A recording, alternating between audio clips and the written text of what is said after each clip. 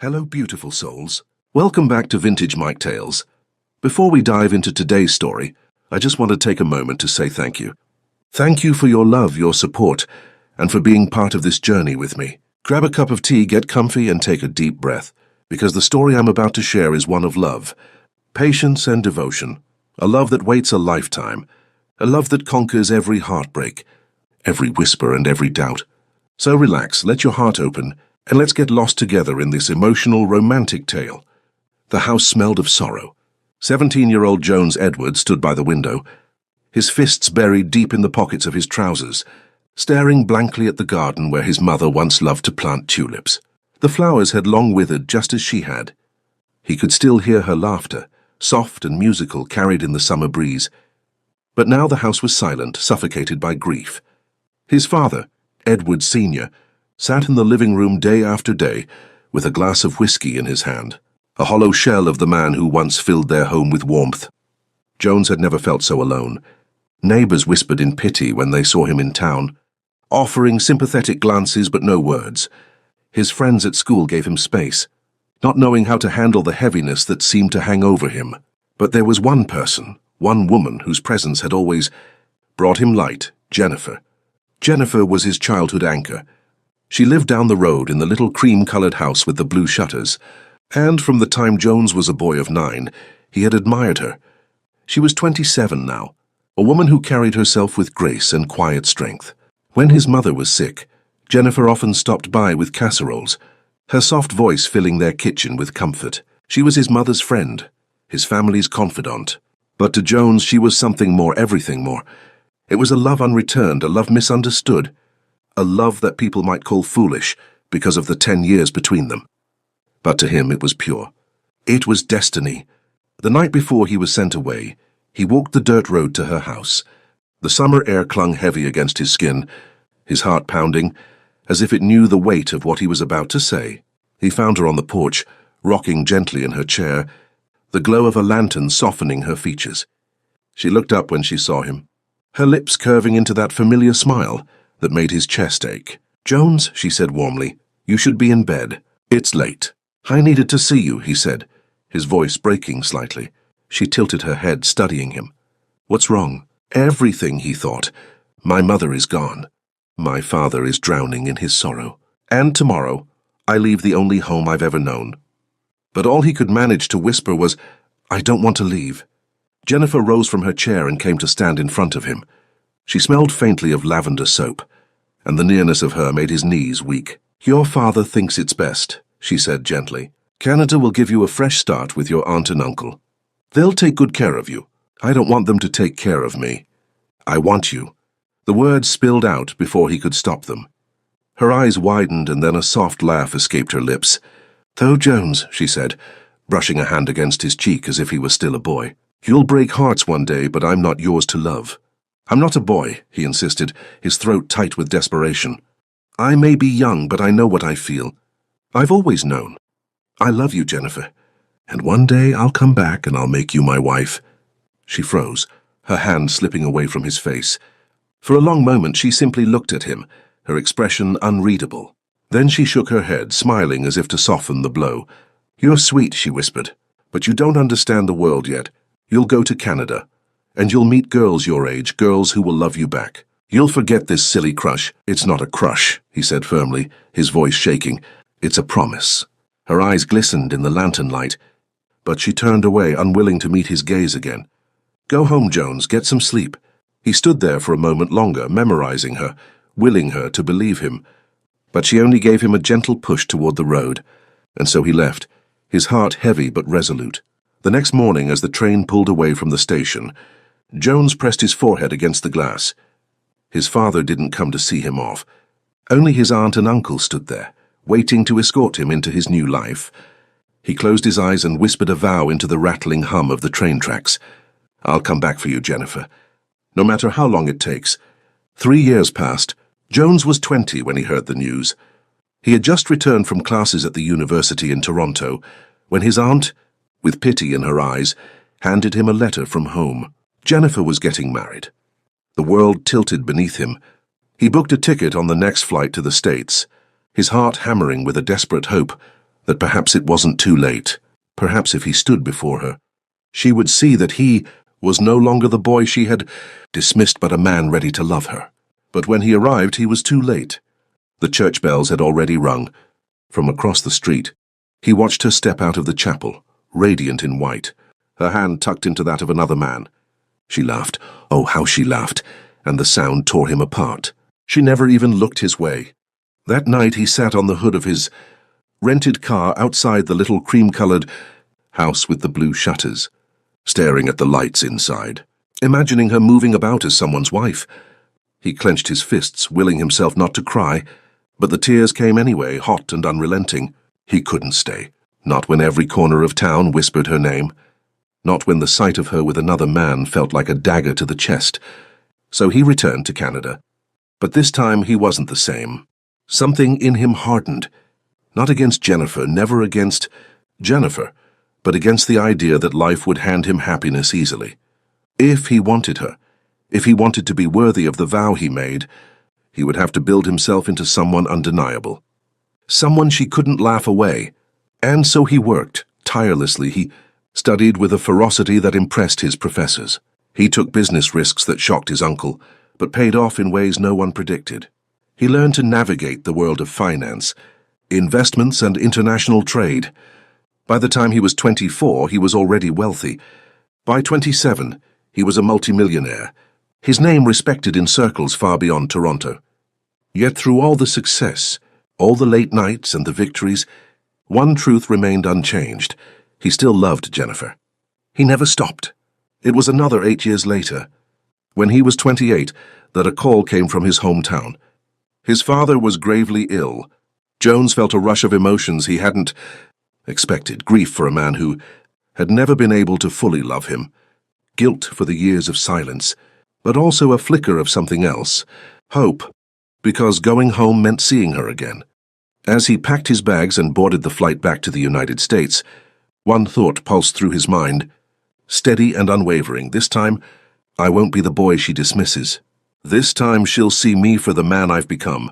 And in the distance the city lights of home beckoned, carrying with them the ghost of tulips, the sound of her laughter, and the unshakable vow of a boy who had never stopped loving a woman. The city had changed, yet it felt strangely the same. Edward stepped out of the sleek black car that had brought him from the airport, his tall frame commanding attention. The boy who had left with grief on his shoulders was gone. In his place stood a man, polished, confident, sophisticated, carrying himself with an ease that came from success and experience. His dark suit fit perfectly. His watch gleamed under the afternoon sun, and his eyes, though sharper now, still carried the echo of something tender, something untouched. Whispers followed him as he walked through the familiar streets. People peeked from storefronts, curious eyes tracing the return of the boy they had once pitied. Only now he was no longer a boy. He was the prodigal son come home, and he was not empty-handed. His fortune, though unknown in detail, had already made its way into town gossip. But none of that mattered to Jones.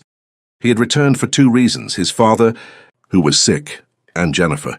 The thought of her tugged at his chest. What would she look like now? How would she carry herself? Would she still laugh in that same unrestrained way that used to undo him? He didn't know.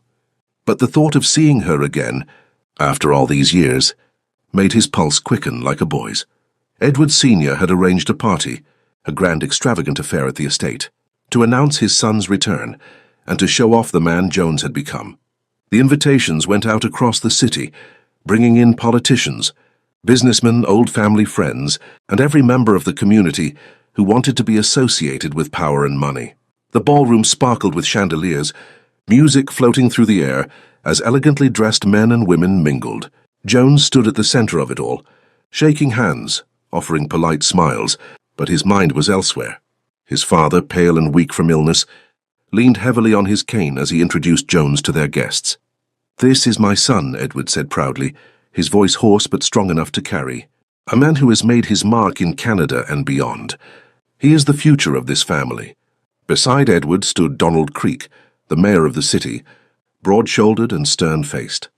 His daughter, Clara Creek, hovered at his side, a young woman of 22 with honey-blonde curls, striking green eyes, and a gown that shimmered like starlight. She smiled at Jones with obvious intent, her gaze lingering too long, her laughter too quick at his every polite remark. Edward cleared his throat. "Jones, I'd like you to spend some time with Clara. The Creeks are important to us, and Donald has been very good to our family." Jones didn't need the reminder. He already knew his father's vices, gambling debts whispered in dark corners of the town. He knew his father's promise, that Jones would marry Clara to erase what was owed. But Jones only gave Clara a courteous nod and stepped away, his eyes scanning the room, searching. And then he saw her. Jennifer. She stood near the edge of the crowd, her dark hair pulled back in an elegant bun, her dress simple but flattering, soft blue that highlighted the warmth of her skin. She wasn't adorned in jewels like the others, but she didn't need them. She carried herself with quiet dignity, her smile faint, her eyes tired yet radiant in a way that struck Jones harder than he'd expected. Beside her were 2 children, a boy of 7 and a girl of 5. They clung to her dress, peeking shyly at the crowd, their presence both grounding and heartbreaking. It took Jones a moment to process what he was seeing. Jennifer, with children. His chest tightened. His father, noticing where his son's gaze had fallen, muttered she was abandoned, you know. Her husband left her after 8 years. Walked out on her and those kids. Pitiful, really. She's nothing but... Don't... Jones cut him off sharply, his voice low but firm. Not another word. For the first time in years, Edward fell silent under his son's stare. Jones moved through the crowd like a man possessed, his heart pounding with each step until he was standing in front of her. Jennifer, her head snapped up, her lips parting in shock. For a heartbeat, she simply stared. Then she laughed softly, shaking her head. "Jones Edward, if it isn't the boy who swore he'd marry me." The children looked between them curiously. "I'm not a boy anymore," Jones said, his voice lower, steadier, filled with something undeniable. Her smile faltered. She looked at him properly then, as if trying to reconcile the memory of the lanky teenager with the man standing before her. "You've changed," she admitted. "Not in the ways that matter." She laughed again, but there was nervousness in it this time. "You always were dramatic." He wanted to say more, to tell her everything he'd carried all these years, but Clara Creek chose that moment to interrupt. She slid in beside him, her hand brushing his arm possessively. "Jones' father wants to introduce you to some of the councilmen." Jennifer's gaze flickered between them, and she straightened, her expression shuddering. "Of course," she murmured. "It was good to see you, Jones." She turned, gathering her children, and walked away before he could stop her. The rest of the evening blurred. Jones endured introductions, shook hands, exchanged pleasantries, but his mind was only on Jennifer. Her laugh when she teased him, the shadows beneath her eyes, the way her children clung to her, protective even in their innocence. When the party ended, and the last of the guests departed, Edward cornered his son. "You need to be smart about this," he said, voice gravelly. "Donald Creek holds the key to our future. That woman, Jennifer, is nothing but trouble. She's older than you, cast aside, burdened with children. The town would laugh if you chased her." Jones met his father's gaze coolly. "Let them laugh." Edward's face reddened. "I didn't raise you to throw away opportunity for sentiment." "You didn't raise me at all," Jones said, his voice like steel. "And you don't get to decide who I love." He left his father sputtering in anger, his footsteps echoing through the empty hall. The next morning, Jones found himself outside Jennifer's small house. The cream-colored walls had faded with time, and the shutters, once bright blue, now showed signs of wear. It wasn't the home he remembered, yet standing there, he felt like that boy again, nervous, breathless, desperate to be seen. When she opened the door, surprise flickered across her face. "Jones." "I had to see you," he said simply. She hesitated, then stepped aside. The children were at the table eating breakfast. They looked up at him, curious. "Come in," Jennifer said softly. The house smelled of coffee and something sweet in the oven. It was small, modest, but filled with warmth. Jones sat across from her at the table, his eyes never leaving her face. "You shouldn't be here," she said finally. "Why not?" "Because you're your father's son. And because..." She trailed off, sighing heavily. "Jones, I have children now. My life isn't mine alone anymore. I don't have the luxury of indulging anyone's attention." "It's not indulgence," he said, leaning forward. "It's love." Her breath caught. For a moment her eyes softened, But then she shook her head. "You don't know what you're saying." "I've always known," he said quietly. "Since I was 17. The silence stretched between them, heavy, charged. Finally she whispered, "You should leave." But even as she said it, she couldn't bring herself to look him in the eye. That night, Jones lay awake in his old bedroom at the estate, staring at the ceiling. He had come home a man with wealth, power, and influence. The community might expect him to marry the mayor's daughter. His father might demand it. Society might whisper behind closed doors. But none of it mattered. He hadn't built his fortune to impress Clara Creek. He hadn't endured years of distance and longing to settle for anyone else. He had come back for Jennifer. And this time, no rejection, no fear, no obstacle would turn him away. The weeks after the party were a storm of whispers. Everywhere Jones went, people's eyes followed him, some filled with admiration for his wealth and success, others with envy or curiosity. But the whispers weren't just about his return. They were about Jennifer, about how he had looked at her that night, about how he had walked away from Clara Creek's side the moment he saw her. The town thrived on gossip, and Jennifer was no stranger to it. She had been the subject of hushed conversations since the day her husband left her. Some called her tragic, others pitied her, and some whispered cruel things, that she wasn't enough to keep a man, that she was now damaged goods. Jones knew every one of those whispers, and each one made him burn with a fury he couldn't voice. But Jennifer, she bore it all with quiet dignity. He saw it in the way she walked with her chin lifted, her children's hands tucked firmly in her own, as if they were shield enough. And Jones? He was determined to be her shield, too. The first time he proved it was when her son fell ill.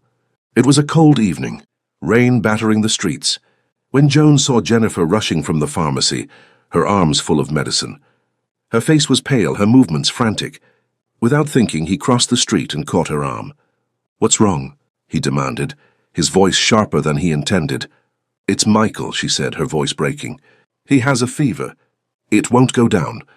I can't—" She didn't finish. Her composure cracked, her eyes filling with tears. Jones didn't hesitate. He took the medicine from her trembling hands.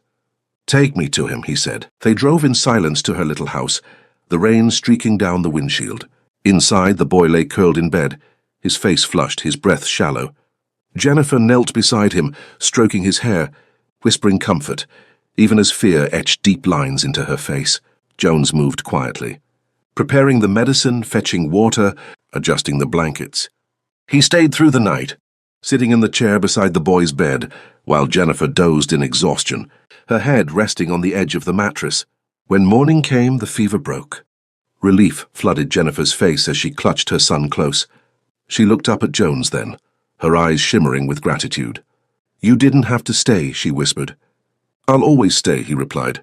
His voice was gentle, but his words were unshakable, and something in her heart shifted that day, though she refused to admit it. The days after Michael's fever and Jones's relentless devotion brought Jennifer to a place she had never thought possible: acceptance. At first it was small things. She let him help with breakfast, allowed him to walk the children to school, and occasionally accepted the gentle touch of his hand on her shoulder. Every act of care, every soft word whispered in her presence, slowly dissolved the walls she had built around her heart. She began to notice how Michael's eyes lit up when Jones entered the room, how Emily ran to him for stories that made her laugh until her sides ached. But Jennifer fought against it. "You're too young for me, Jones," she told him a week later as they walked along the park trail, the children running ahead of them. "You don't understand what you're asking for. I've lived through disappointment. I've lived through abandonment. I can't." Her voice broke. "I can't risk my children's hearts on a dream that could vanish." He stopped walking, forcing her to meet his eyes. "You think I'd vanish? After everything. I crossed oceans for you. I built my life with you in mind. I have waited my whole life just for this chance, to stand here and tell you I love you. Not in passing, not as some boyish fantasy, but as a man who knows exactly what he wants." Her eyes welled, but she shook her head. "I'm too old for you, too scarred.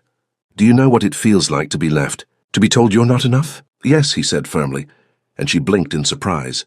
"I know what it feels like to love someone who never even saw me, who married another while I watched, who laughed when I said I'd come back for her. You broke my heart once, Jennifer. But still I'm here. Still I love you. So don't tell me I don't understand pain. Don't tell me I don't understand love. She turned away, tears spilling freely. And what about the world, Jones? What will they say? A woman 10 years older with 2 children, being courted by a man who could have anyone. They'll tear us apart with their whispers. Then let them whisper, he said, stepping closer, his voice low, urgent. Let them choke on their words. I don't care what the world says, because I've already made my choice. And it's you. But the world didn't stay silent. One afternoon, as Jennifer left the grocery store, she was met by Clara Creek and her circle of polished friends. Their smiles were sharp, their voices dripping with venom. So it's true, Clara sneered, folding her arms. The great Jones Edward, who could have any woman in this city, is wasting himself on you. Jennifer froze, clutching her daughter's hand tighter. You really think a man like him will stay? Another girl chimed in. Please, you're nothing but his charity case.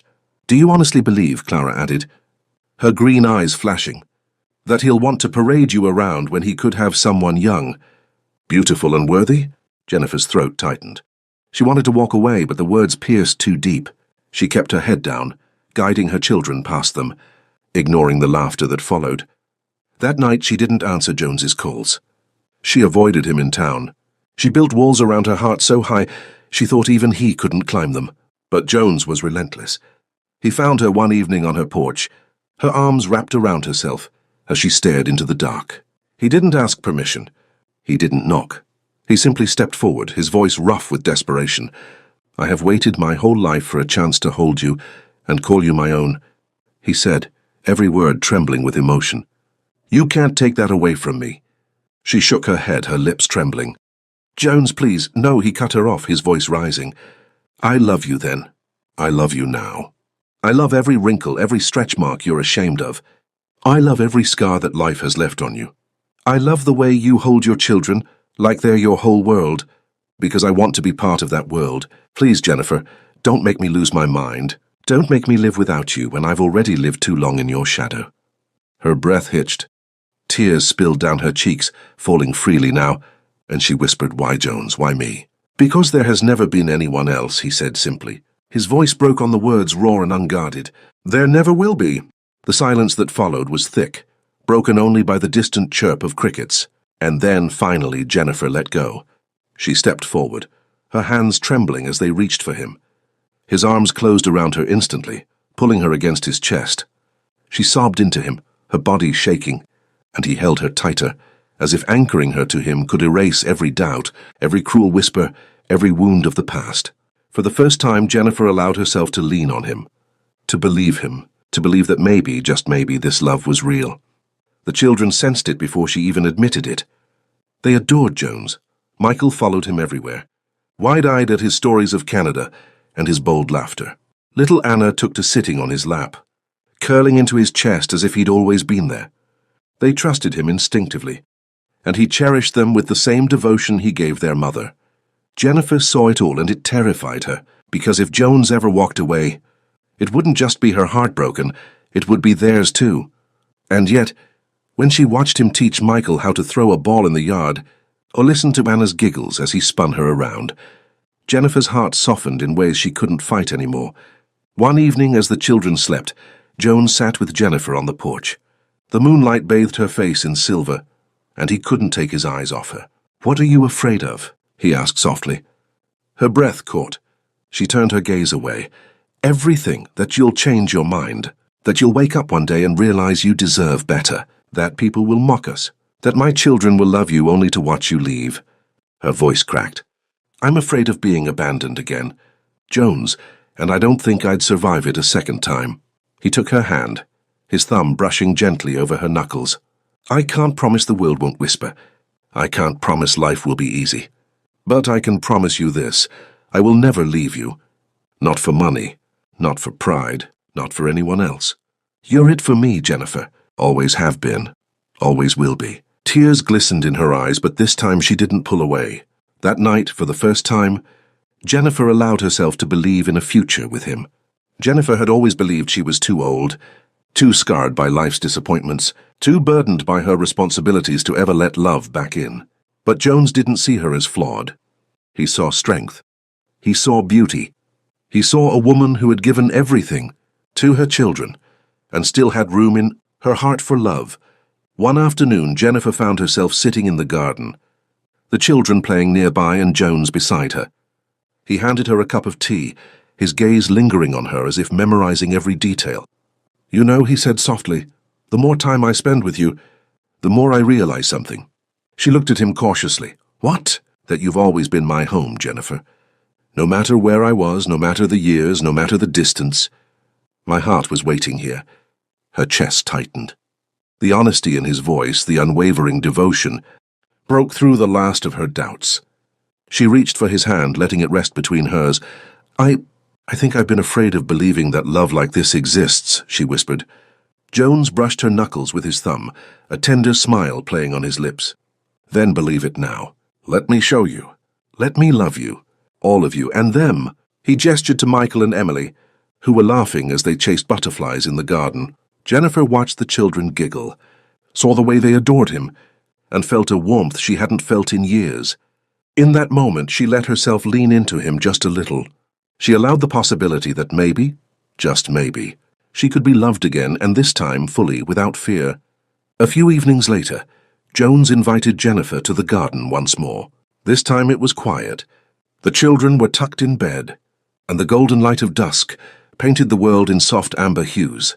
He knelt on one knee in front of her, not with grand gestures, not with the eyes of a crowd upon them, but in intimate, raw vulnerability. "Jennifer," he began, voice trembling with emotion, "I've waited my whole life to stand here, to tell you that I want all of you, your heart, your soul, your children.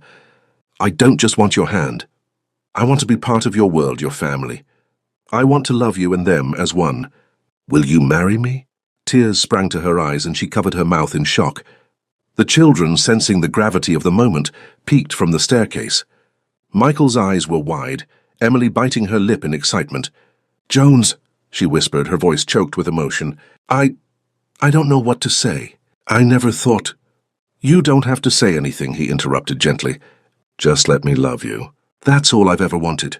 Jennifer looked at him, really looked, and saw the boy she had loved, the man who had returned with unwavering devotion, and the future he was offering her. Her walls crumbled completely. She nodded, a sob escaping her lips, and whispered, "Yes, yes, I will marry you." Jones rose, slipping the ring onto her finger, and kissed her hand tenderly. Then, enveloped in the quiet glow of the evening, he held her close, sealing a promise years in the making. The wedding that followed was a mix of tears and joy. Society whispered as expected, some calling the union improper, others astonished at the age gap, the single mother, the once abandoned woman now marrying the wealthy prodigal son. But none of it mattered.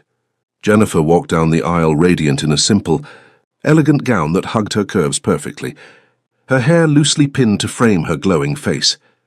Jones stood at the altar, eyes fixed solely on her, as if she were the only woman in the world. The children held hands at the front, beaming proudly at their mother and the man who had become their new anchor. Vows were exchanged, promises whispered through tears, and when Jones kissed her for the first time as his wife, it wasn't just a kiss. It was the culmination of years of longing, patience, heartbreak, and relentless love. The applause of friends and family faded into background noise. For Jones and Jennifer, the moment was theirs alone. Life after the wedding was filled with joy in its purest form. Jones showered Jennifer with affection in small and grand ways alike. Every morning he reminded her that she was loved, through breakfast in bed, soft kisses on her forehead, whispered compliments on the way her laughter could light up a room. He adored her children with equal devotion. He was there for school projects, bedtime stories, scraped knees, and triumphs alike. Slowly, Jennifer realized that love isn't measured in years, nor in wealth, nor in society's judgment. It is measured in the depth of devotion, the consistency of presence, and the courage to stay when it matters most. Evenings were filled with quiet moments, walking the garden hand in hand, laughter bouncing off the walls of their home. Weekends were spent exploring the world together, creating memories as a family that would endure far beyond the fleeting opinions of others. Jennifer, once afraid of love, now understood its power. She understood that age and past heartbreak could never diminish what was true. She looked at Jones, one night as he held her in his arms beneath the stars, and whispered, "I never imagined I could feel this safe, this loved, this whole. Jones kissed the top of her head, brushing her hair away from her face. You've always deserved this, Jennifer. I've loved you as a boy, fought for you as a man, and now, for the rest of our lives, I will cherish you as my wife. The children, giggling nearby, were the perfect echo of the life they had built together, full of laughter, warmth, and love. Jennifer rested her head against Jones's chest, feeling the steady beat of his heart, knowing she would never be abandoned again. The whispers of society faded in comparison to the symphony of love in their home. Every wrinkle, every scar, every trial of the past became irrelevant. They had built a life together not defined by years, by mistakes, or by gossip, but by a devotion that had survived distance, heartbreak, and time itself. And in the quiet moments, when the world was still, Jennifer would smile up at him, and Jones would smile back, knowing that the love they shared was stronger than anything the world could throw at them. They had finally come home to each other, to a family, to a forever that was theirs alone. He had loved her as a boy, fought for her as a man, and now, for the rest of their lives, he would cherish her as his wife. And that's the end of today's story. A love that waited, endured, and finally found its home. Thank you for listening, and for being part of Vintage Mike Tales. If this story touched your heart, don't forget to like, share, and subscribe so you don't miss the next one. Until then, take care of your hearts, keep believing in love, it always finds its way.